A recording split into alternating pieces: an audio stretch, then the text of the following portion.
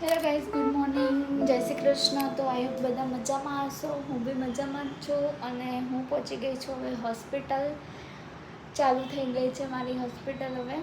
ઘરે તો સવારમાં આજે તો લેટ ઉઠી હતી, 7:30 થઈ ગયા હતા અને સવારમાં વ્લોગ બનાવવાનો ટાઈમ મળતો નથી કારણ કે કામ બી એટલું હોય અને બધાને જવાનું બી હોય, રેડી બી થવાનું હોય એટલા માટે. તો હોસ્પિટલ આવીને જ વ્લોગ ચાલુ થશે, મને તેવું લાગે જ છે. તો બહુ તમે હવે કમેન્ટ કરજો કેવા બ્લોગ લઈને આવીએ એમ.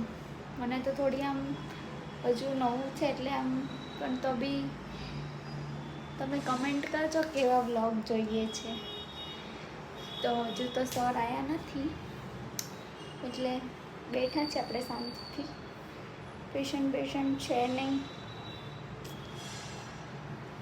અને અમારા પહેલાં અત્યાર સુધીના બ્લોગ છે કેવા લાગ્યા, ગામડે ગઈ તમે કમેન્ટ કરજો કેવા લાગ્યા. બહુ મજા આવી ગઈ મને તો.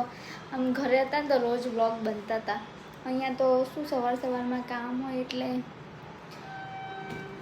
કંઈ નહીં. હું શોર્ટ્સ બ્લોગ તો મિની બ્લોગ તો હું નાખું જ છું.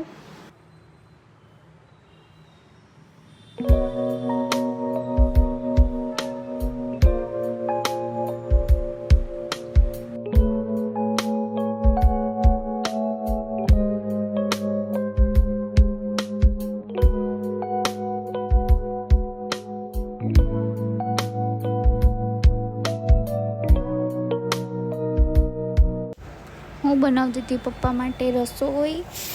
બહુ જ ગરમી લાગતી રસોડામાં તો, એટલે ભાખરી શાક ખીચડી બનાવી દીધું હતું કારણ કે પપ્પા આવવાના નહોતા. પપ્પા હજી જોબથી આવ્યા નહોતા ઘરે. પછી તો અમે લોકો જઈ રહ્યા છીએ જમવા માટે. અમે થઈ ગયા છે રેડી. હવે જઈએ છીએ અમે લોકો જમવા માટે બહાર. મળીએ બધા ત્યાં જઈએ.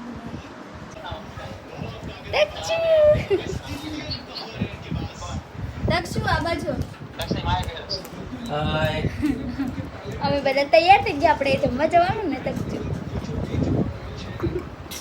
કાઢતો ને કશું નહીં તમારી. આપણે મામા મામી રેડી થઈ ગયા છીએ.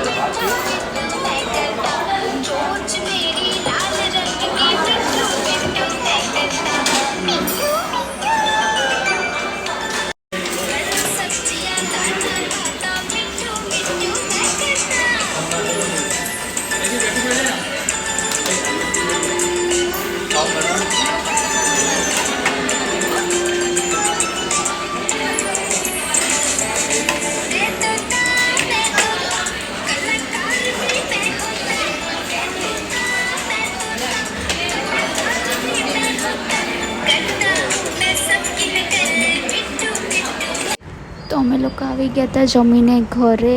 પછી અમારા તક્ષભાઈને અમે રમાડતા હતા. અમારે એને બધાને સુવાનો ટાઈમ થાય તો એને જાગવાનો ટાઈમ થાય, તો રમતો હતો. પછી મસ્તી કરી થોડી એની જોડે. તો આ બ્લોગ કેવો લાગ્યો કમેન્ટ કરજો. બહુ વિડીયો શૂટ નથી કરેલું, પણ તો બી જેટલું બને એટલું કરેલું છે. તો અમારા વિડીયોને લાઈક સબસ્ક્રાઈબ કરી દેજો અને પૂરો બ્લોગ જોજો. અમારો તક્ષુભાઈની બહુ ગોલું મોલું અમારો સરસ છે. આખો દિવસ ટાઈમ ક્યાં નીકળી જાય ખબર નહીં પડતી. એટલે લાઈક સબસ્ક્રાઈબ કરી દેજો અને બ્લોગ એન્ડ સુધી જોજો. કેવો લાગ્યો કમેન્ટ કરજો. Thank you. Bye bye. Takshu અમારો બાય બાય કે બાય બાય.